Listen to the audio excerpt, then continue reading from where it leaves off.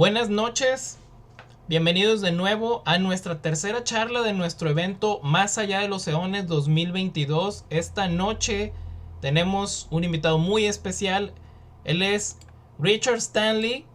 Él es el director de cine sudafricano, es autodidacta, amante de la cultura africana como rituales y danzas, naturalista, activista, ecológico y antropólogo.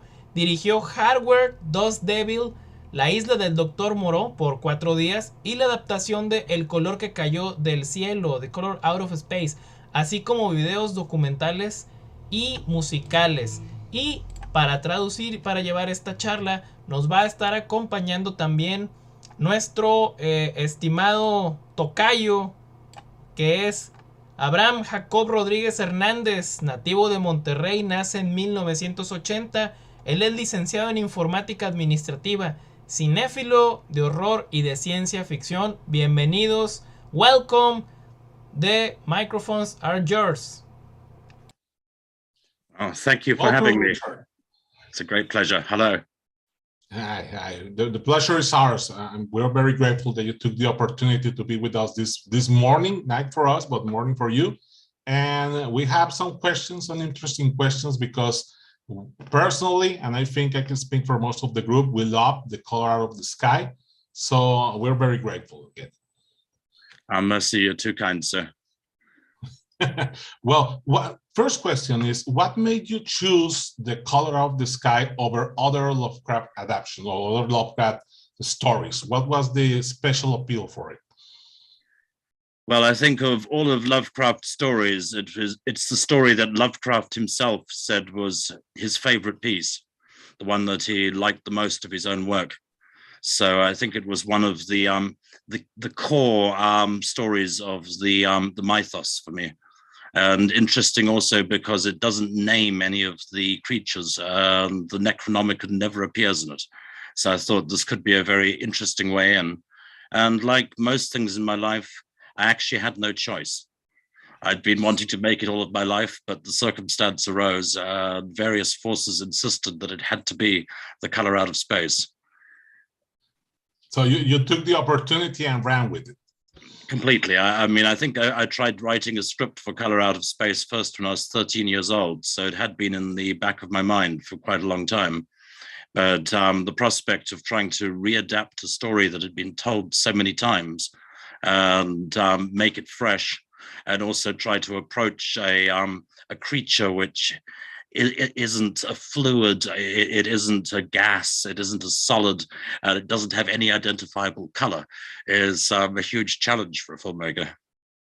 Yeah, I guess it was. Like you mentioned, Lovecraft stories are by now over 100 years old.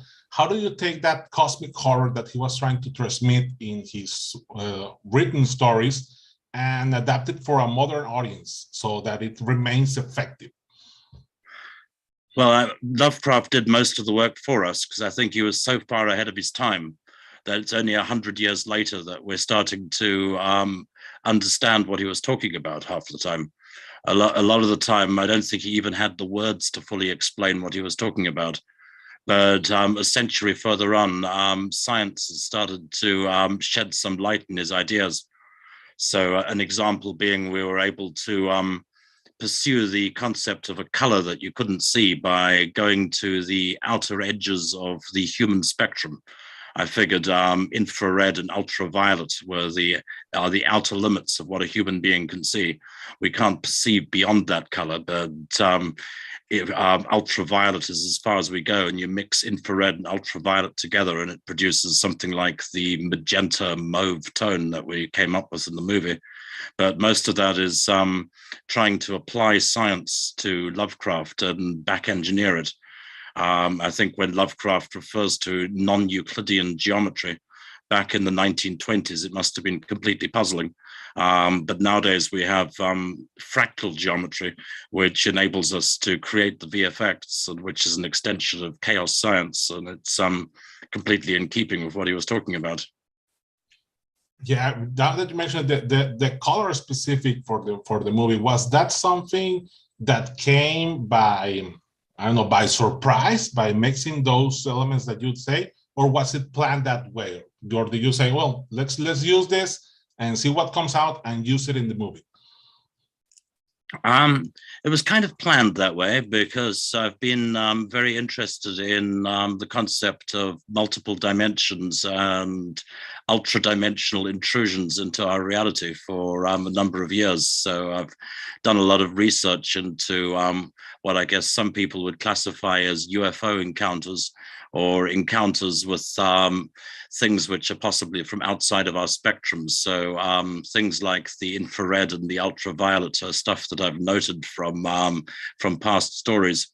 In real life, of course, you also have feelings of intense cold, intense heat, and there's also an olfactory spectrum we can't do in a movie because you can't smell anything. But I'm told that a very strong sweet smells at one end of the olfactory spectrum and a bitter smell like brimstone is at the other, which kind of corresponds to, I guess, demons or Marian apparitions, different hallmarks of otherworldly interference in our lives. So I guess drawing on things as diverse as visions of the Virgin Mary or UFOs, we ended up with the palette that we used. It was a very interesting palette, and it's very interesting that you mentioned the smell, because it's also part of the original tale. And how, now that you mentioned that Lovecraft was not as popular or not as known in its time, but now it's gaining a lot of how would you say it, to get popular, it's relevant again. Why would you think that modern audiences are responding to that Lovecraft ideology on mythology now more than before? I think it usually takes about 100 years for people to make up their minds. And I think Lovecraft's just on the verge of being joining the pantheon along with Edgar Allan Poe as being one of the most significant writers to ever emerge from the sci-fi horror fantasy genre. But at the same time, sadly, a lot of his themes do talk to our hearts these days. Lovecraft gives us a world in which, in his words, we have moved beyond the control of known gods into the realms of gods unknown, where we no longer understand the forces which drive our lives or drive our society. And given the way that the environment is turning on us at the moment, and the lousy shape of planet Earth, something in Lovecraft's cosmology speaks a kind of truth. Do you think it's because I think the lower relevance that we have in our society today with religion? For example, I noticed that the family in the movie, there's no mention of Christianity per se, but you mentioned Wiccan, Alexandrian. I mean, even Ezra's character is kind of dressed like a shaman. Was that intentionally that comment? Completely, yeah, and all of that's drawn on people that I know. On real life. Ezra is certainly based on a couple of real life characters, and the Wiccan neo-pagan faith is probably the fastest growing religion in the West. I mean, Lovecraft's cosmology, his primal old ones, really exist beyond good and evil. Don't have anything much in common with the Judeo-Christian myth. So I've never been in favor of trying to pull a crucifix on Cthulhu. It doesn't make a whole lot of sense. So it's something I wanted to step away from. But by the same token, it's completely unclear whether the female lead in our movie manages to do any good whatsoever with her magic or with the paperback Necronomicon. The true horror of it may be that nothing really works. But I wanted to see someone trying a different system at least. Yeah, I had that doubt when watching the movie several times, that several events in the movie kind of connect or coincide when she's using the how you say, like the spell in the Necronomicon, and it's also the same time where the color manifests and fuses the mother and the child. Was that like I mean, it's obviously open to interpretation, but was it the idea that it connects to something that she did with the Necronomicon? There's that implication. And I think when you mess around with ceremonial magic, that's always the case, and that when crazy things happen, that usually comes in the form of coincidence and synchronicity, but 3 or 4 related things stacking up at once, and it never quite goes over the line where you could tell for sure that it's something magical, but the coincidence thing is always there. So it made sense that Lavinia is making a kind of sacrifice at the same moment that the youngest son of the family is pretty much led to his doom.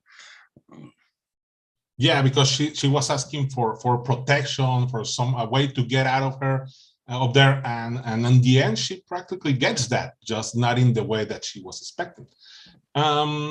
When you mentioned the creature in the story and in the film, like you said, it's not like other Lovecraft tales. There's no creature as indescribable as he usually makes them. But you shown us the creatures that was the fusion of the mother and the kids, and the fusions of the alpaca. Why did you choose to show them when even other Lovecraft adaptations are like, no, we can't show them because it's undescribable, and you show them in their movie? Way, but all we see the side effects of the color. We see the things it touches and the mutations that it's causing. And I think also when the color is there, the fabric of reality, it comes a little unstuck as it moves through solids, and its victims are literally merged and infused into each other. So they're very much the side effects of the thing itself. The creature which lives in the well is impossible to ever get a clear look at. We just see the blur, the ultraviolet kind of shift where the thing would be. But if it's fourth dimensional or fifth dimensional, it's completely impossible for us to fully perceive it. Lovecraft doesn't name it at all in the story. Although I note that there's references in some of the other Lovecraft stories to the nameless mist. The nameless mist is the thing which gives birth to Yog-Sothoth, apparently. So it could be the progenitor of Yog-Sothoth in the Lovecraftian pantheon, but it doesn't have a name, at least any kind of human name. Yeah. In the original tale, I mean, one of the differences is that there were a lot of scientific characters. The man who came and analyzed the meteorite, and they took it and they did tests and all that. And you took that out of the movie. Why did you think, it's not serving the story? Was it because society is so full of technology today, so it will be overkill to over-explain it? Yeah, and I kind of reduced that to the character of Ward the surveyor, because all the way through it felt like the focus wanted to be on the family and on the events on the farm. And there was also, I guess, to some extent, a budgetary consideration, because we simply couldn't afford to go on campus or to actually go into Arkham. One of the problems is we weren't really shooting in New England. The whole of Color Out of Space is in fact shot in Sintra, Portugal. It's Sintra, Portugal, faked up in January in real life, in the middle of winter, faked up for New England in late summer or autumn. And we managed to recreate the farmhouse, which looks like a New England farmhouse, and the vicinity of the farm. And I was super scrupulous from the point of view that all of the trees and vegetation in the movie is indigenous to New England. And in a small detail, even the birds and the creatures you hear in the background, you briefly hear whippoorwills and other indigenous species to New England. So at least on the farm, we could make it into the Arkham backwoods. We didn't have the budget to actually go into town and really show what Arkham in the 21st century would look like. I would love to do that, and very much hope we get a chance in the future. And I would dearly love to go back on campus and show what the 21st century Miskatonic University is like, where presumably the fragments of the meteorite would have been tested. But for all kinds of reasons, we decided to try and keep the focus on the human characters. I think it worked very well because the original story had the neighbor was telling the story, but also War was hearing it, and here it's more like it's more personal because you made it about the family, where in the original tale the family is the victim, but there's not a lot of, you can't really tell the relationship they have with each other, and in here you choose to focus on the family. Was that because of the story, or was it because when you focus on something as close as family, I personally think the horror goes to another level because you can't really, you can't escape it. You can't say, oh, it's my father, let's leave it, or it's my sister, let's leave it. It goes to another level. Yeah, I would 100% agree. This is also a criticism and kind of an argument that we have with Lovecraft. Because for all that I love and adore Lovecraft, he never really gives us characters. He's got very little interest in human beings, and treats most of his human characters as if they were insects or entirely dispensable. As a result, major characters die in just a few words. Like I think the son and the daughter are killed in one sentence in Color Out of Space. Amy goes into the attic, and then it says when he left the attic, he left nothing alive in there, and we realize he's killed the family. But it's one sentence. Lovecraft spends maybe a page and a half describing the trees. Describing the landscape around them. So that's part of the debate that we have with him. And that I want to present his notion of cosmicism, but at the same time, it feels like we have to also present humanity in the face of the Lovecraftian void. Yeah, I think it was very well done. It made the story more personal to me, at least, because it was more. You like I said, you can't escape it. The whole scene where the mother and the child are fused, and they take them to the attic, and they're like, I don't want to scream. It was very good. It was excellent. In the original, the story I'll throw in a goes. point there too before going to the next question. Yeah. I'll give you some insight on that. The thing I tried to do is I tried to put my own family in harm's way. I thought, how can I make this cogent? So I very much projected my own family and into the Gardner family. If I've got a character that I relate to, it's probably Jack, the creepy little kid who is constantly in danger. That was pretty much me when I was a child, making monster crayon drawings and falling down wells. My mother read me H.P. Lovecraft as bedside stories when I was a kid. So I first came to Lovecraft through my mother, and then at the end of her life, she died of lymphoma, which took her about 10 years to kill her, and gradually lost her functions and lost her mind along the way. And towards the end of her life, the roles were reversed, and I ended up reading Lovecraft to her pretty much on her deathbed. So I got to observe the effects of unstoppable cancer on my next of kin, and projected all of that into the movie, because I figure it's always that much more horrible if you imagine how it would be if it was happening to oneself or to one's own child or to one's own mother. That way around, I was hoping I would be able to communicate something of the full intensity of Lovecraft's story. I'm sorry for your loss, but you certainly did what you set out to do, because one of my questions was this about family disease, or was having a sick person in the family and not able to do something, and feeling that desperation for it? I mean, it was very well done, very certainly there, very personal. there's also that element where when a loved one starts to change so badly, and they've changed so far away from from their original selves, that you start to develop the suspicion that they've become some kind of alien other thing. It's a scary matter. It is. It certainly is. In the original, the story took place over, I don't know, a year or more. You see that the family was disappointed, and then the things started to change, but it was so gradually that the family got very used to it.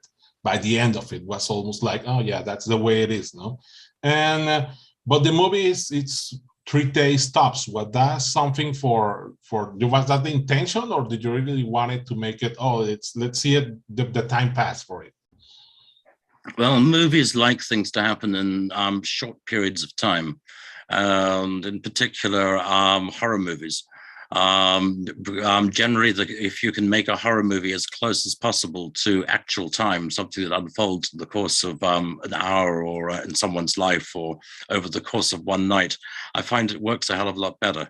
For some reason, every single time you cut to the next day or the sun rising, the audience relax and go, oh, okay. The pace kind of has to start all over again. So there's a natural tendency when you're making a feature film to try and tool it down to the point where the drama unfolds as swiftly as possible. I would have loved to have turned it into a TV miniseries. I mean, once we had the cast and the location, I could have happily gone on shooting for much, much longer on color, and would love to have extended it and opened out their world even further. But yeah, we ended up with what we got. Yeah, well, it was very good. The creatures in the film, I already talked about it.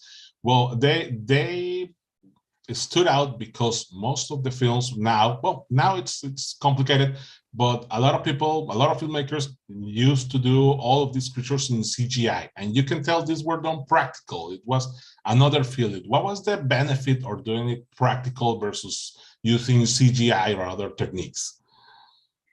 There is in fact a lot of CGI in color, but most of it's assisting the practical work. I think for me, it's perfect to try and find a sweet spot between the two. I'm very disappointed if I go to a movie and I discover the monster as a cartoon. It isn't really there. I do like to have a creature that has some kind of physical existence.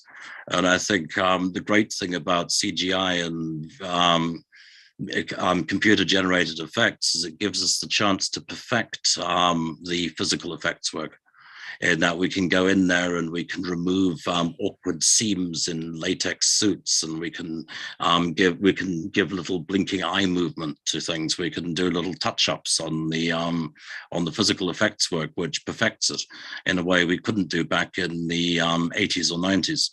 It's the same as if, say, Ray Harryhausen was working now. We've got the technology to be able to frame blur things so that the movement of those stop motion models would have been perfect. It enables us to, I think, move further in the physical effects work. So I'd very much like to see the two evolve together, and to be able to create better creatures. Thank you. Let me. No, Mariana Psychopumps is going to make a couple of questions from the audience. Okay. Yes. Thank you. Okay. Well, first of all, greetings from Peru to Sir Richard Stanley, and well, Alicia Chapa asked you, which other horror book or short history would you like to adapt in a movie, Lovecraft or not? And well, Tonya J, she says, good question. Also, when you put children and animals in danger, it also jacks the horror up exponentially. Okay, so the question is, which other horror book or short story would you like to adapt?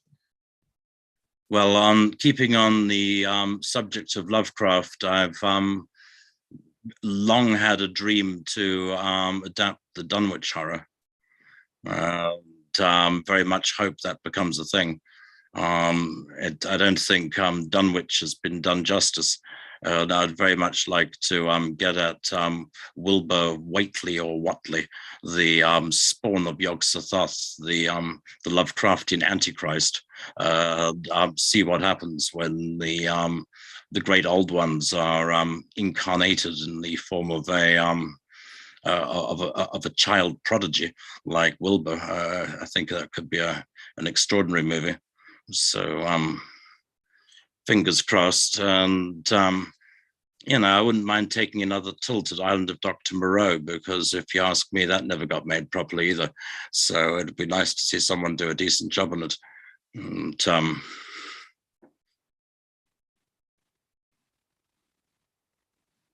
otherwise, I'm looking forward to shooting some things which are based on my own original ideas at some point. After Lovecraft and Wells, at some point I'd like to get back to some of the things on my own desktop.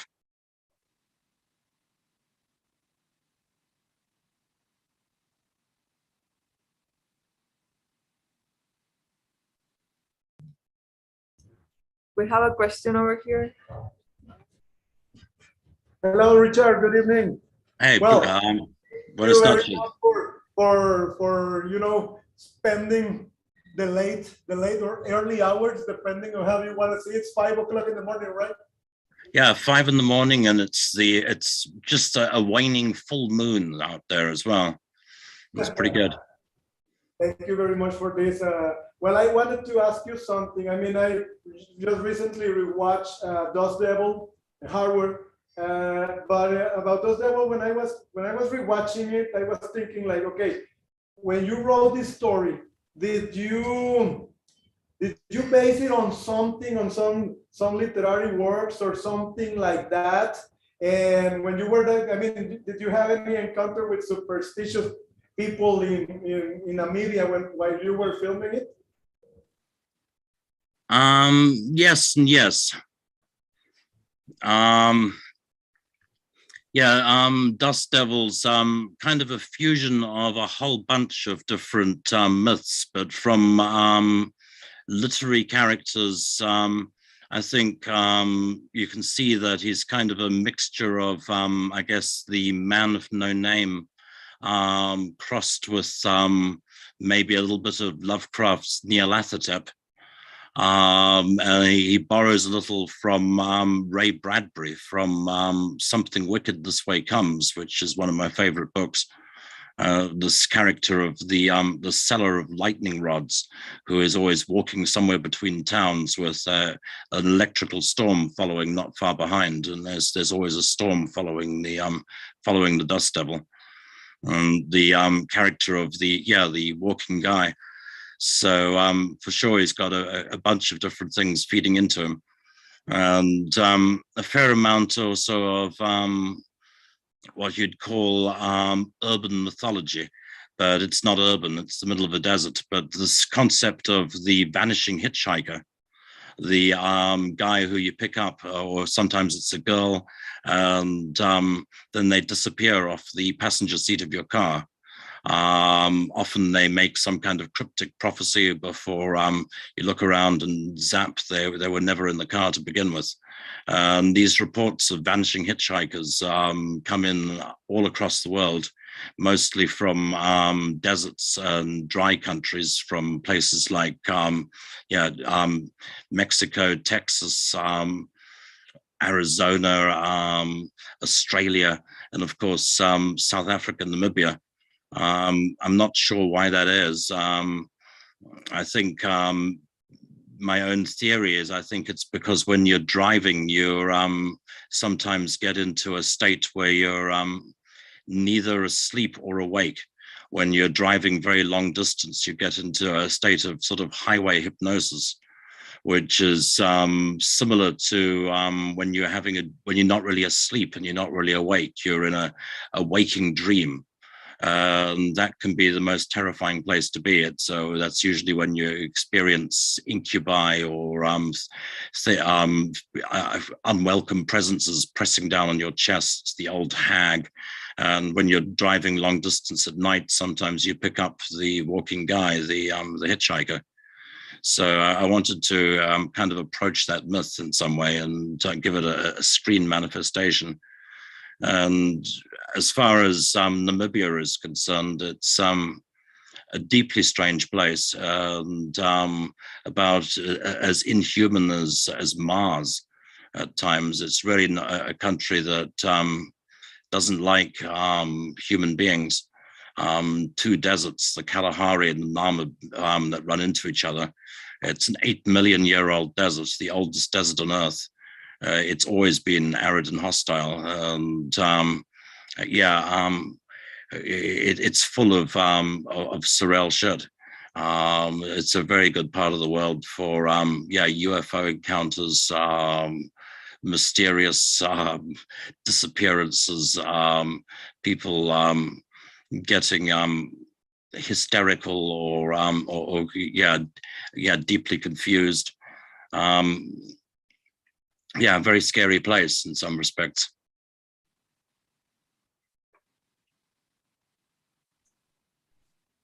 Thank you, Richard, for having us. And I just want to say that I love all the ritualistic paintings in Dust Devil. It was pretty cool. And also I want to say that I'm looking forward to see the Dunwich horror made by you. That would be pretty awesome. And I also want to ask you, because we have a comment over there in one of our ads.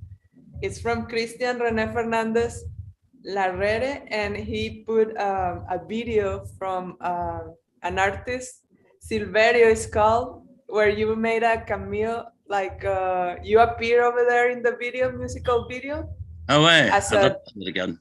Yeah, he's Mexican, and I wanted to ask you how you made contact with him.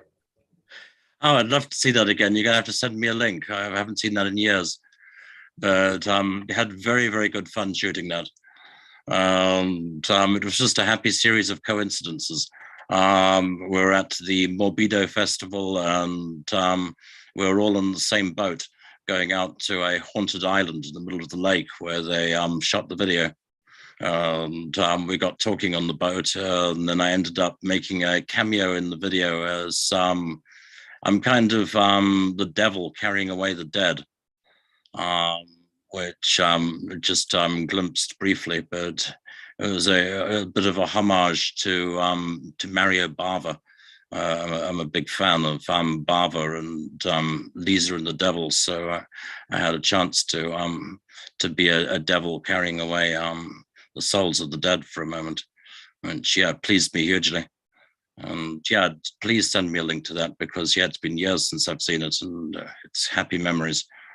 And and on the blood murals for Dust Devil, Dust Devil, like all of the stuff that I try and do, does draw on real magic. It does draw on real tribal magic, and that includes the designs in the blood mural. And Dust Devil involves itself a lot in this power that comes out of sort of the plexus or the midpoint of the body, where there's a kind of a spiral shape on the blood mural, which is something called a num.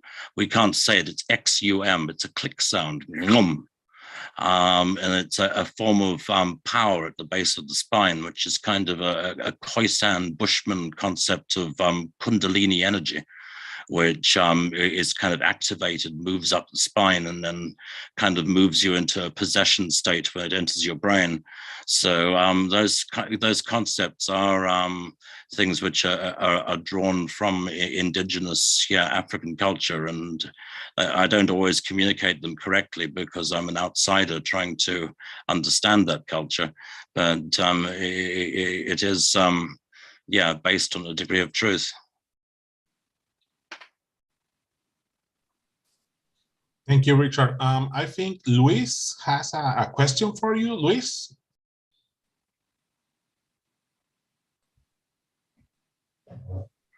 Yes, hi. It's about color out of space. In the vision near the climax of the movie, we see very clearly some sort of tower or mountain. And somebody has pointed out to me that the shape of the mountain is a bit similar to the symbol on the forehead of Lavinia in the film, the one she painted. So my question is, was there an intention to make a reference with that tower or mountain, maybe to the Tower or Coast, or Kadat, or something in the Northwest? Yeah, and to this concept of the throne of chaos at the center of infinity, which Lovecraft mentions. I will tell you a secret, because it's not immediately clear from color unless you close one eye. But the tower monolith thing is also really a version of the goddess. It's actually also a woman holding a child. Her face is missing, so you've just got the top part, but down here it's the body of a woman holding a baby, kind of carbonized together and sitting in the throne. I wanted it to resemble the Black Madonna to some extent, La Morenita from Barcelona. Everyone imagined that the monolith would have to be phallic, so I went the other way from wanting to make it penis shaped. I thought, okay, we need to make it a she. I wanted to connect this also to this concept of the meteoric goddess of Cybele, the black goddess who was once a thing back in Rome, but we don't get to see it too clearly. We're approaching it in color. My hope always was to come back to this at some point in the future to detail her more, because I thought if I moved in more closely, we'd start to see she was a woman holding a child.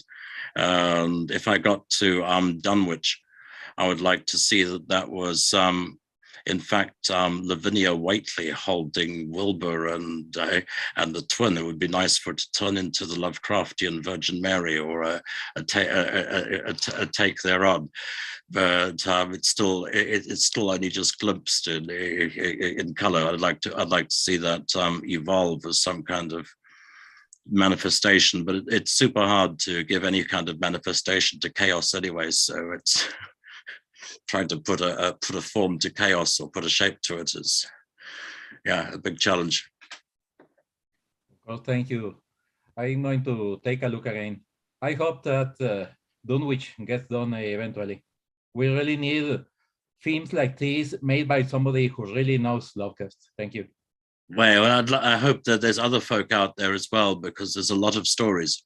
I'd like to see somebody do Shadow Out of Time. That's a hell of a story. And there's a lot of stuff which hasn't been approached by people yet. Thank you. We have another question over here. Yeah. Okay. Yeah. Diego Berlanga asked if you made the Dunwich Horror, would you put it in a on the 20s when the story is situated, or will you make it again like in the modern times? Well, I'm very faithful to Lovecraft. I absolutely adore him. But at the same time, my mission has been to try to reconnect his stories and themes to the next generation. I want people who are younger than myself to be disturbed by Lovecraft's world. So at this stage, my approach would be to bring it into the present day. Partly because I would really like to see what Miskatonic University is like in the 21st century. Bring it into the 21st century arena. I would love to see. I've been looking a lot at the rare books facilities in Yale and Harvard, and the way the temperature controlled vaults and the way that old books are preserved and handled.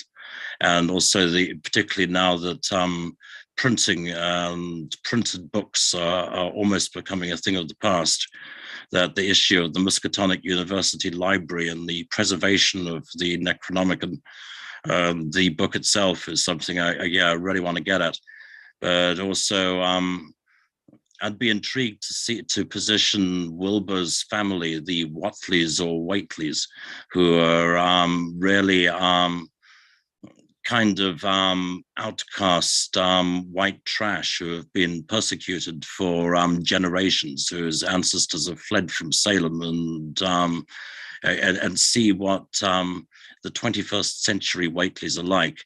And Wilbur's whole quest on campus to get his hands on the Necronomicon, and the fact that Wilbur is eventually in the book and in the original story moved to bring his granddaddy's Colt 45 and pointed at the librarian to try and get the Necronomicon, I think has a whole crazy new significance in the 21st century. And bringing Wilbur on as the Lovecraftian Antichrist now in 2022 or 2023 is something that I would like to try and make happen. And I would like to make Wilbur and his brother relevant. Excellent. Mariana, you have a couple of questions? Yes.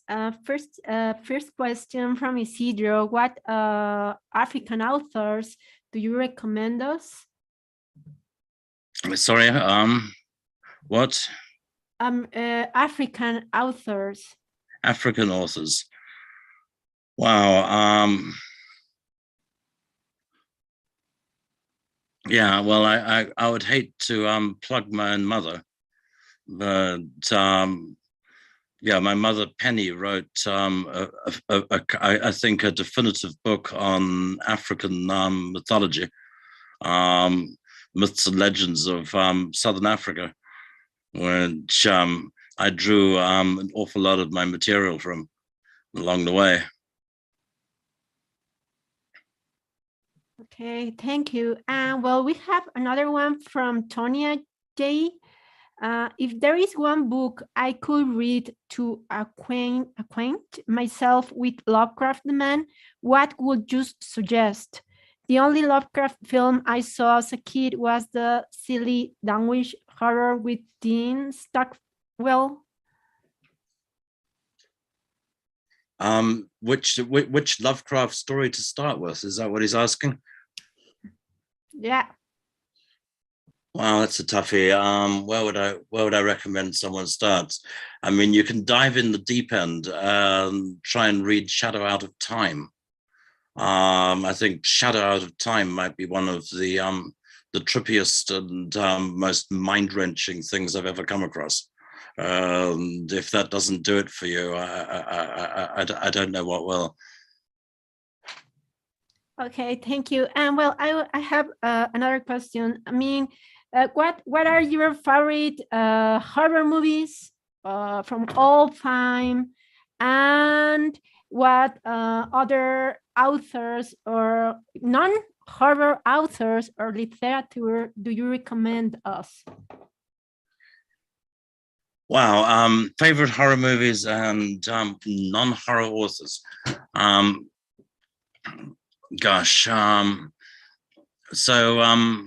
I've got a huge respect for Tobe Hooper.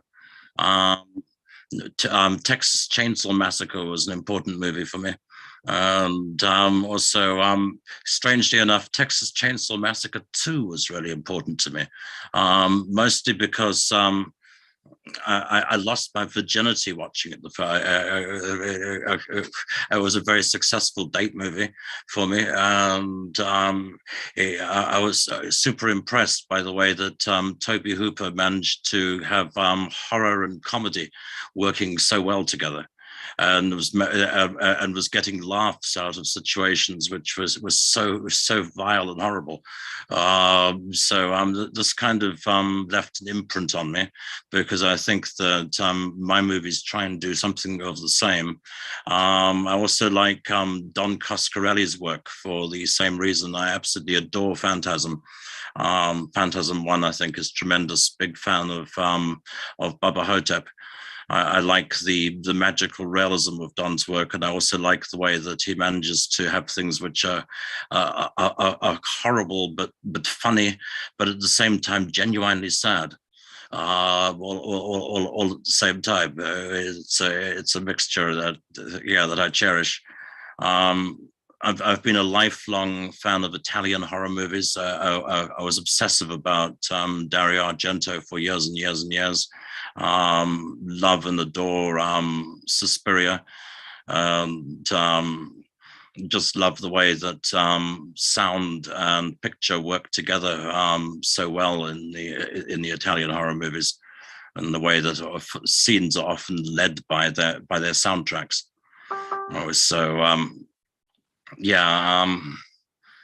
Favorite horror movies. Otherwise, big fan of the original Haunting, the Robert Wise haunted house movie, for all kinds of reasons. There's an Australian movie I love called The Last Wave by Peter Weir. Very scary Aboriginal end of the world Lovecraftian movie. Strongly recommend, by Peter Weir. Scared me when I was a 10-year-old. So there's all that. Non-horror authors, that's a tricky one. Like most sensible people, I love Cormac McCarthy. Big Cormac McCarthy fan here.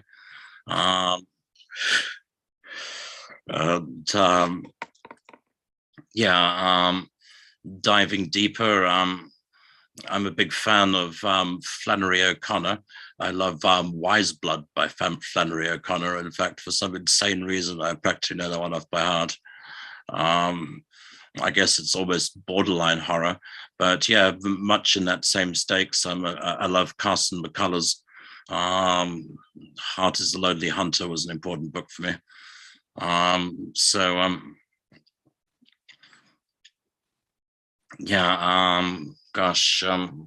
Non-horror, it's such an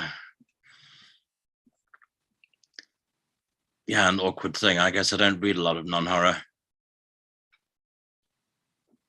Thank you. Like Southern Gothic.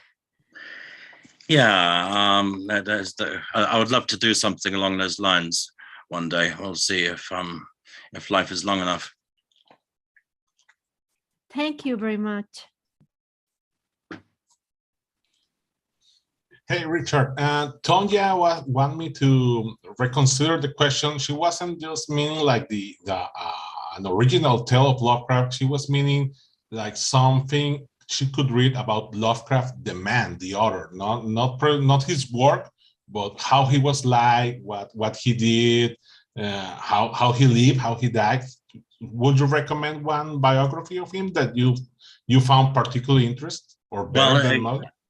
Yeah, totally. I can easily recommend. I can recommend two biographies, which, depending on whether you want the tequila version or the glass of beer version, the fat long sit down book, or the quick hard pared down version.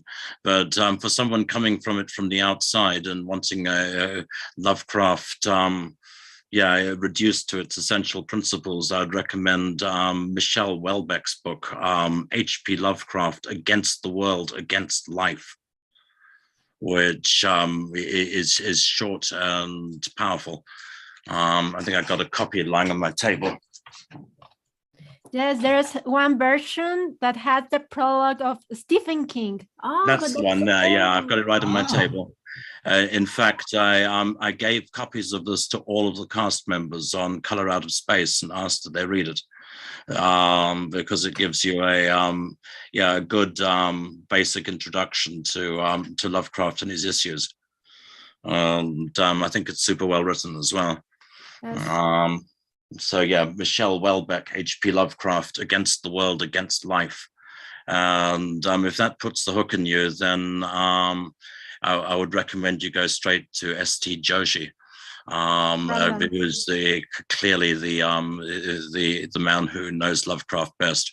And I'm super looking forward to I Am Providence, his coming Lovecraft biography, which I think is has either just been released or should be released any day now. Okay, thank you. Bueno, vamos a hacer una brevísimo paréntesis para agradecerle al Stranger Coffee que nos recibió en esta ocasión ahí en la plática de Ramón. Entonces, bueno, pues el Stranger Coffee, gracias. Saludos a los que están allá en el presencial y continuamos aquí nuestra charla con Richard Stanley. Okay. It's just that they had to close the place because it's kind of late, so they were just saying goodbye. All right, okay. I wasn't quite getting it. Yes. So are we still on? Yeah, we're still on. Yeah, we can continue with some more questions if you would like to. Yeah, happy to do so. Excellent. Yeah, very happy for the recommendations for the films. So Texas Chainsaw Massacre 2 is also one of my favorites. It's very, like you said, it's a very nice equilibrium between funny and horror.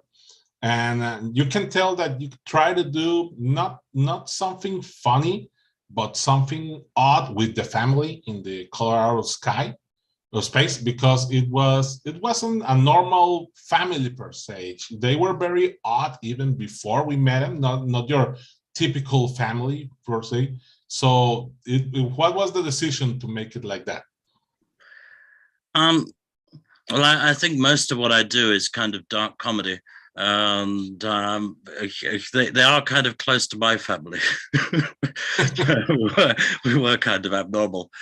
But yeah, it is kind of a caricatured dark comedy to some extent, and all of my stuff's like that. I think that Dust Devil's kind of a hideous comedy too, and Hardware's definitely a comedy. Which, I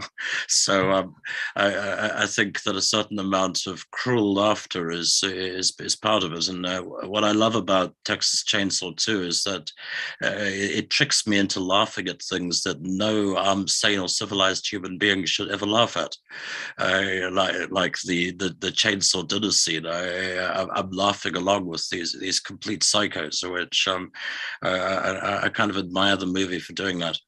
And yeah, I tried to engender something similar in color, where frequently I'm finding the audience is getting caught up in the humor of it, and we're getting laughs of just terrible, awful things.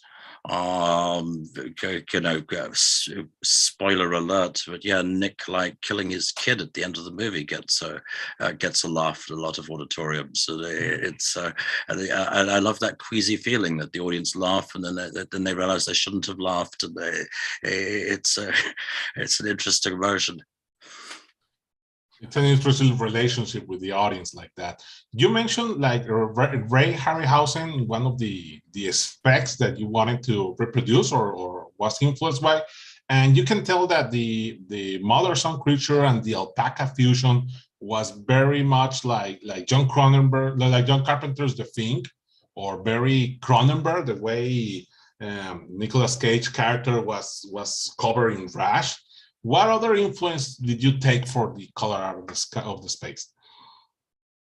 Well, yeah, The Thing is definitely in there. I think for me the Thing by Carpenter is still the greatest monster movie ever. I think it beats Alien to it just by a claw, and I love and adore The Thing. So yeah, John Carpenter rules. And yeah, what other critters ended up in in the mix. And well, like it's got a history, hasn't it? Because I think Color Out of Space, the original story, and probably H.G. Wells's War of the Worlds influenced a whole tranche of movies where for generations we've seen meteorites hit lonely farms, and the light comes on in the farmhouse, and the farmer comes out and pokes the thing in the crater with a stick. And this is kind of everything from the Quatermass experiment through the Blob. So there's elements of those things in there, and like, I guess, Creep Show, Stephen King and the Lonesome Death of Geordie Verrill. All versions of the same story, really. So there's little echoes of those things in there. There's a little bit of the Blob in there in some ways. There's a little bit of X the Unknown and of Quatermass in there. You really took it all from every source. Like I love that. It's a very 1950s kind of setup. You've got to have the sheriff and you've got to have the scientist. The sheriff and the scientist have to get together to try to face down the alien in the latter part of the movie. That's also like classic Jack Arnold territory. So it's Color does play a bunch of different riffs. Yeah, you're totally right with it. That when you mentioned when other one passed for your favorite books or movies, what would you give us your favorite Lovecraft adaptation and your worst Lovecraft adaptation that you could think of? Because when I was a kid, I saw the 90s, 80s adaptation of Color of the Space, and it terrified me when I was a kid. But when I saw it, it wasn't good, right? So which one would you rate best and worst?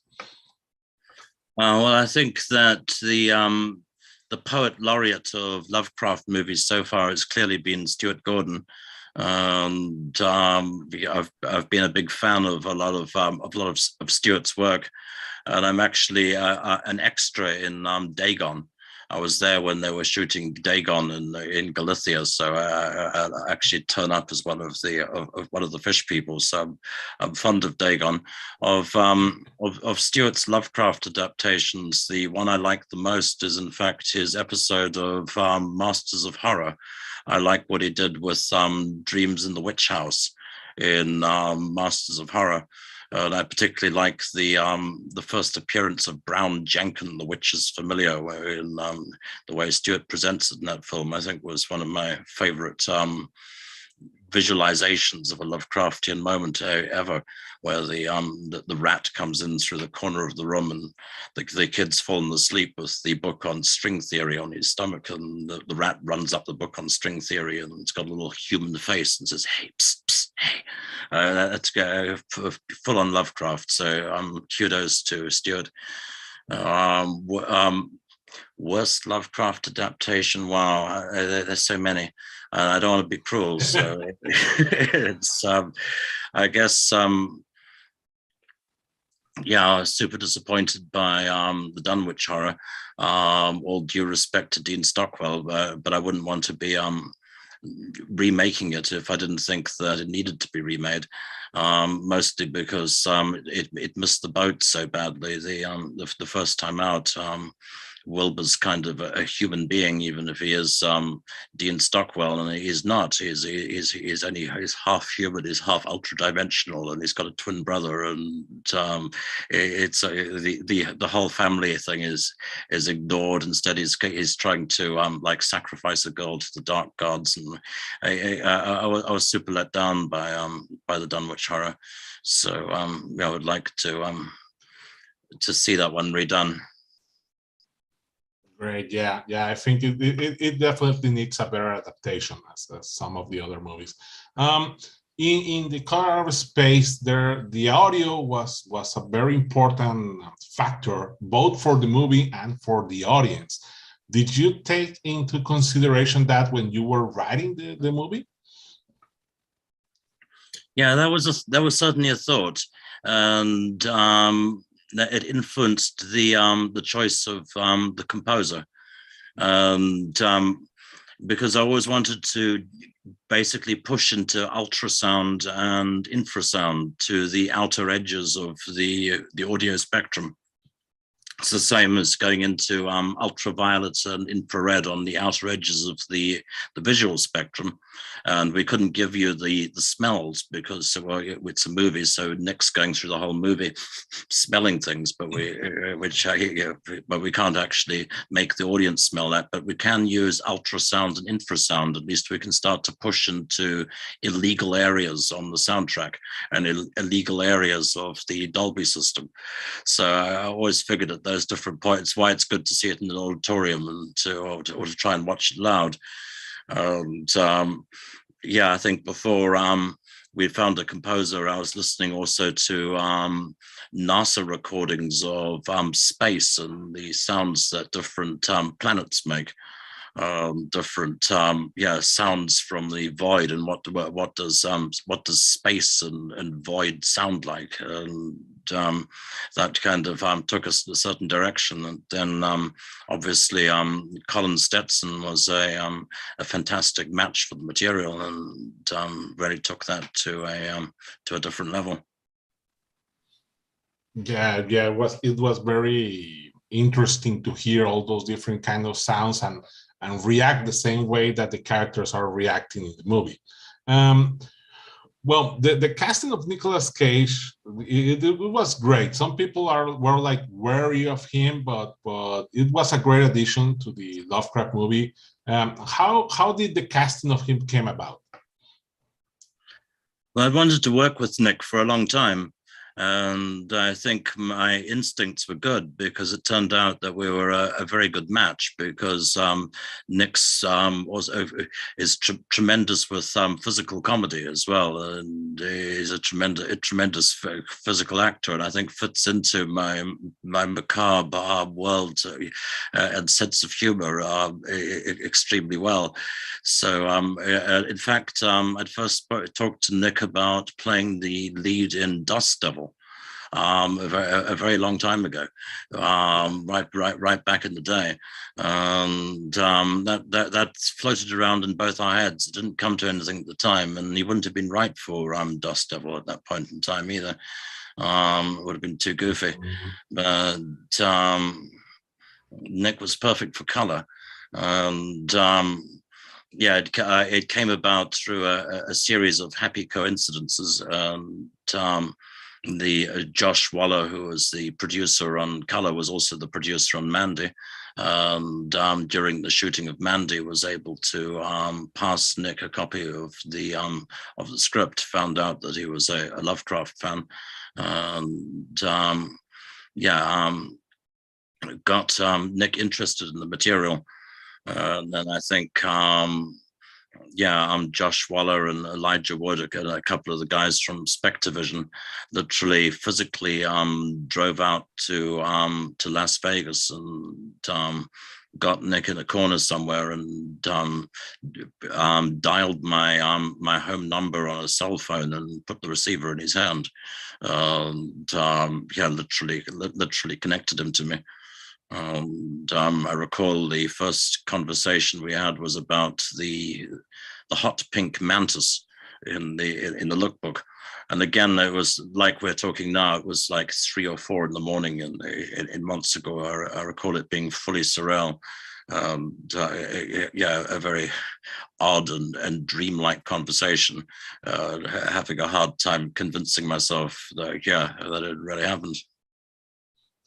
Yeah, he, like you said, he's very good with his acting style is very unique to him. How did you balance his acting style with what you wanted to do with the movie? Because like you said, it wasn't full on horror, but it couldn't be comedy, so it had to walk a thin line between them. How did you manage to do that?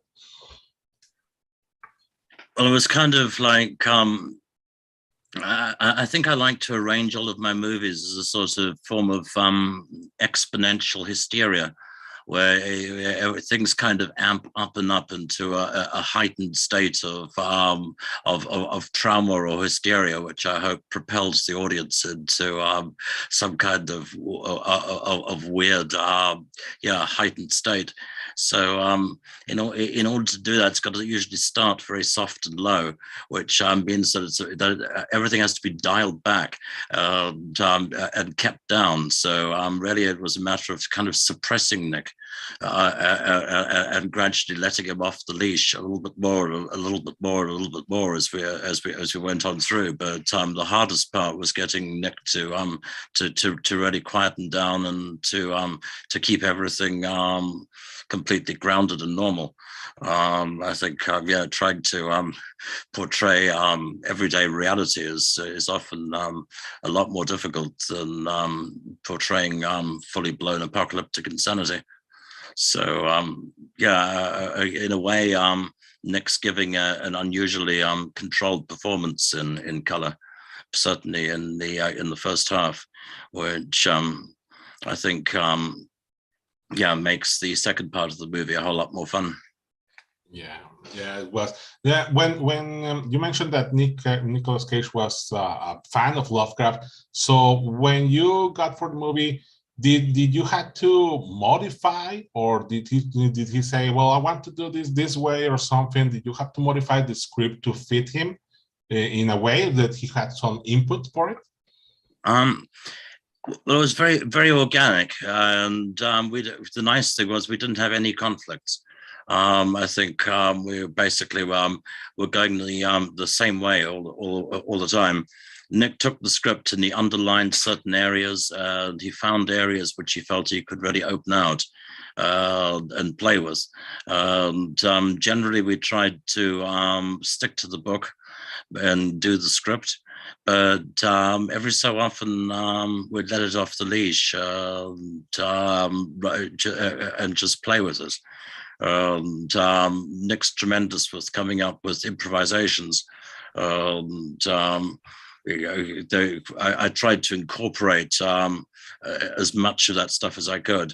There's an awful lot of stuff in the rushes or in the deleted scenes, which I think is priceless. And he certainly he brings an incredible amount to the floor. And if anything, I was constantly having to not run with things and leave things out and push things down a little. Great. So let me check. Mariana, you have a couple of questions. Yes, from YouTube. We have here Native Luna. The question for Stanley: has there been any more weird occurrences? Has there been any more weird activity in your town lately? Yeah. I mean, all the time. I mean, right now it's been a very difficult, terrible time out here. It's March. It's full moon tonight, waning full moon. I've just been up at there's an old house at the head of the river. The river that runs past where I live is a saline river. It's a salty river, and it runs out of a mountain which at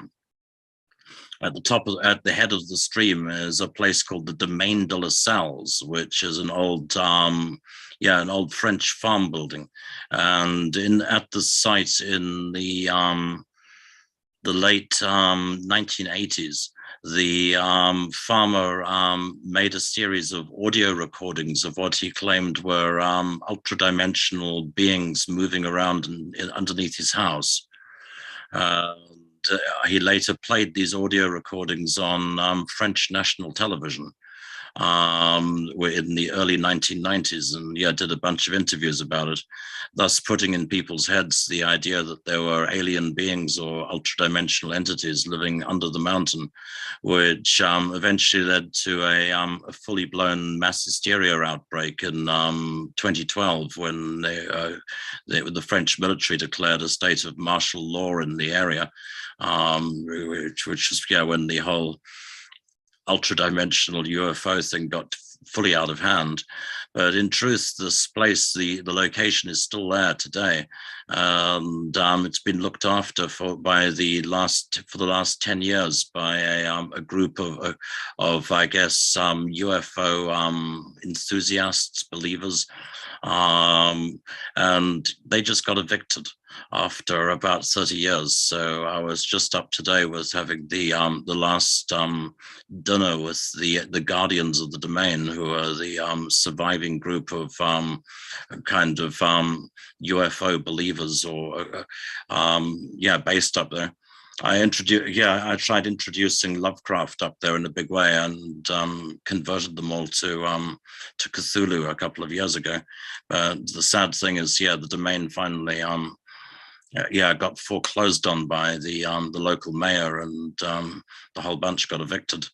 So that was my lunchtime today. But it's been a terrible month because we've lost a lot of people. Henry Lincoln died a few days ago. Henry was the co-author of Holy Blood and the Holy Grail, the book that put out the proposition that Christ had married Mary Magdalene and had offspring, and that the bloodline survives to the present day.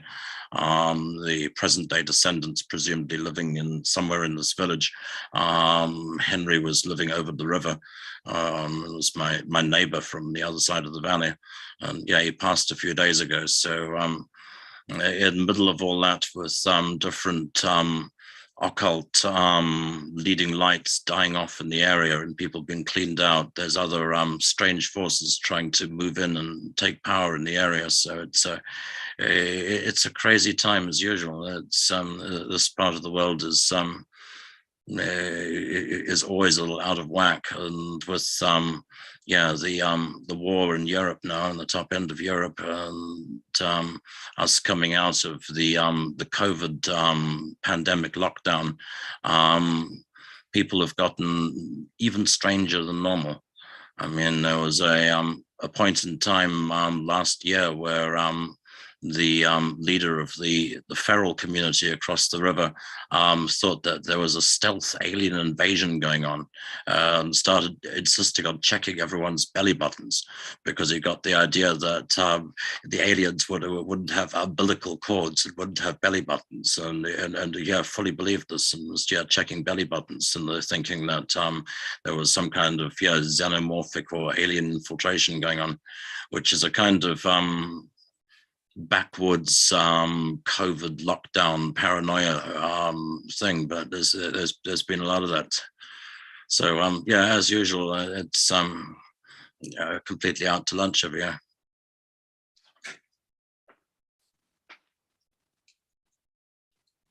Thank you. Very interesting. Abraham? Just for a couple of more questions, like, sorry, it's mixed up. All right. So when you made this movie, what would you say was the biggest challenge in making it? Like, were your own expectations, or was the Lovecraft fandom meeting that fandom expectations? Because there's been a lot of adaptations, and a lot of most of the fans are not happy with them. So what was the biggest challenge in making it? I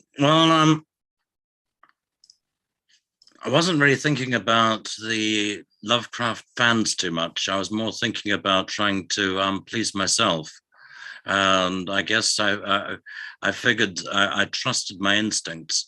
Our biggest challenge was that from the time that Nick agreed to do the movie, we basically had 6 weeks of prep time. And Nick was available for 4 weeks from the end of January. So we had 6 weeks of prep time over Christmas and the New Year, which is the most difficult time to get people to work for no money. So this was it was super challenging, and it was the middle of winter in Europe and the middle of winter in North America. So we couldn't shoot it in New England. Everything was snowbound. to shoot color out of space in the snow would turn us into a ripoff of the Thing, the John Carpenter movie. It didn't want to do that. We scouted all the way down to Georgia, and still didn't work for January. So yeah, I ended up in Sintra, Portugal, but the place we ended up in looked nothing like New England. Then we had 6 weeks to basically turn it into an Arkham, New England farmstead, and find the other cast members, build the creatures, find the alpacas, pre-visualize the movie. And I think that was the biggest challenge. It was so ridiculous and so far-fetched that we could even do it, that I didn't really believe we'd do it. There was a period of time when I was still in a state of disbelief. I was thinking, no, this is never going to happen. This is impossible. To the credit of the Portuguese crew, they made it possible. Incredibly, they were able to create that farmstead in that time, and I got to say that none of it is real. Almost the entire farm is an outdoor set. The farmhouse is built around an original house, but in front of it in real life was something like a ravine. Instead, the entire lawn, the well sweep, the barn, the surrounding trees and everything is a set. Built on rostra and lit and from underneath. So we basically created a crazy big outdoor set over the course of over the Christmas and New Year. So all credit due to production designer Katie Byron and the Portuguese crew for somehow pulling that off and creating that illusion in the amount of time we had. And then it was a mad scuffle to find the cast. And the character of Lavinia, the daughter of the family, was the hardest part to cast. And we only got our Lavinia, we only got Madeline Arthur literally 4 days before we started shooting. So we had the whole thing going, and we had no leading lady. We had no Lavinia, and I felt like Carl Denham and King Kong, we were all ready to sail for Skull Island. We didn't have a leading lady. I was ready to go ashore and go into Lisbon and find the first teenager and say, do you want to star in the movie with Nick Cage? But fortunately we got Maddie at the last moment, and Maddie turned out to be tremendous. She came straight from the airport into rehearsals, and straight from off the plane to meet Nick and Jolie and the rest of the family. And then while she was in the first rehearsal, we fitted her for her costume. And then she was taken from the rehearsal to the Portuguese horse master for riding lessons before getting to her hotel room. So full credit to Maddie. She'd just come off another shoot, and she came in hard and fast, and somehow it was all ready for day one. We had all the pieces together, but that the 6 weeks prep was a big challenge. Sounds like a big challenge, but you made all the way. I was just hoping for you to mention the alpacas, because what's the deal with the alpacas? Why did you choose them over, I don't know, any other farm animal? Well, I just didn't think it'd be as much fun if it was cows or pigs. We've already seen an exploding cow in the Curse, the 1980s version, so I kind of didn't want to go there again. And there's something about the combination of Nick Cage and alpacas that just seemed to really work for me. And it also springboards off. I was thinking about. If we're moving into the present day, I didn't want this to be an old-fashioned farm, and I thought, okay, what's happening in the modern times? And what we're seeing is an awful lot of city people are decentralizing, buying into the countryside and buying big farmhouses that local people can't heat and don't want to live in anymore. And usually when they move out to the country, they've got a very far-fetched or unrealistic idea of how they're going to make a living or what they're going to do on the farm. Often they bring in something which is completely alien or strange to the area. They may have a dream to have Angora goats and sell Angora sweaters, or maybe their dream is to farm ostriches, or keep alpacas. Often this is something people have dreamed of while they're doing their desk job in the city. Finally have the opportunity to pursue their dream when they retire to the countryside, and the alpaca seemed to sum all that up. And I also wanted to use an animal that had never been in a sci-fi horror movie before. I thought, what creature have we absolutely never seen in this genre before? And I just thought there's never been a sci-fi horror alpaca movie before, and I wanted to pop that cherry and be the first. Well, Richard, we're out of time, but we want to thank you so much for taking the time to talking with us, for sharing all the information you give. And if there's anything else you want to add to close this chat. Well, I guess to close it out, I was thinking that this is the anniversary of Lovecraft's death, and I did want to mark that. So if I can figure out where I put my glasses, I was thinking I'd like to read a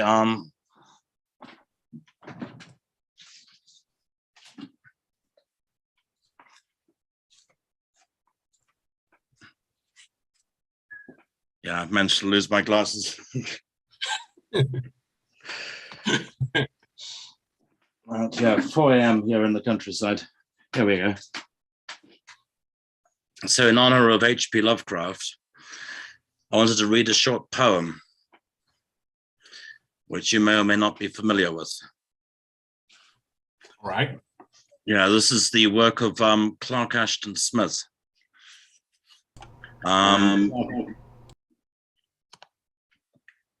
Clark Ashton Smith was one of Lovecraft's best friends, although they never met. They were both hermits on opposite sides of America. And when Smith heard that Lovecraft died, he wrote this: "Lover of hills and fields and towns antique, how hast thou wandered hence on ways not found before, beyond the dawnward spires of Providence?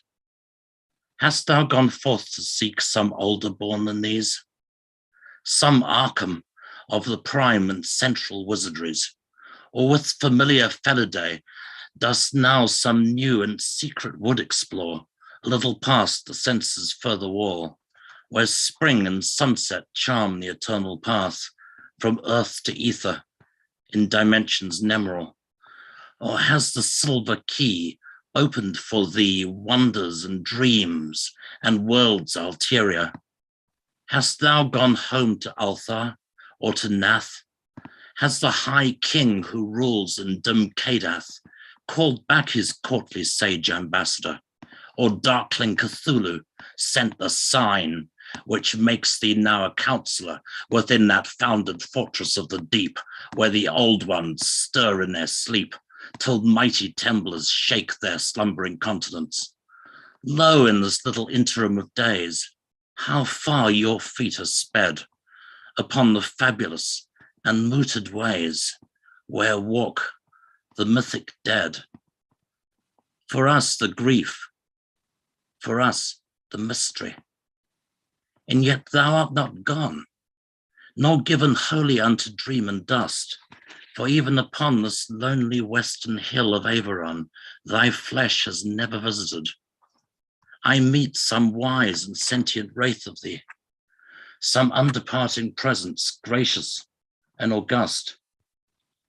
More luminous for thee the vernal grass, more magically dark the druid stone, and in the mind thou art forever shown as in a magic glass, and from the spirit's page thy runes can never pass."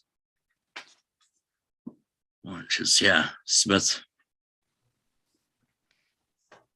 Thank you very much. Thank you very much. That was excellent. Thank you, guys, and thank you, Lovecraft, and thank you to the old ones.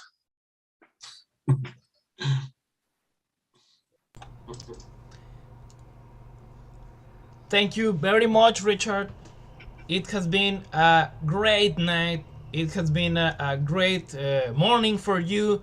We really appreciate your company, your words, your wisdom, everything you shared with us tonight. We remember the master from Providence, and we are happy and thankful for this commemoration. So again, thank you very much. Thank you for your time. We know it's late, and again, we hope someday we'll meet in person. Thank you very much. Me too, so on the other side of the podcast. Maybe. Bueno, pues así terminamos nuestro evento Más Allá de los Eones. Muchísimas gracias por habernos acompañado, a quienes fueron la Stranger Coffee, gracias a nuestros invitados, gracias a Richard Stanley, gracias a Ramón López Castro, gracias al narrador, y nos veremos próximamente en nuestro círculo virtual los viernes a las 7 de la noche, y también próximamente, ya que se elevaron restricciones, de nuevo círculos presenciales. Síganos en nuestra página, estén al pendiente y prepárense porque queremos celebrar nuestro 10º aniversario en Monterrey, y en agosto la ciudad de las montañas de la locura, que si todo sale como hasta ahora parece, será una vez más un evento presencial. Nos vemos pronto, gracias por todo y sigan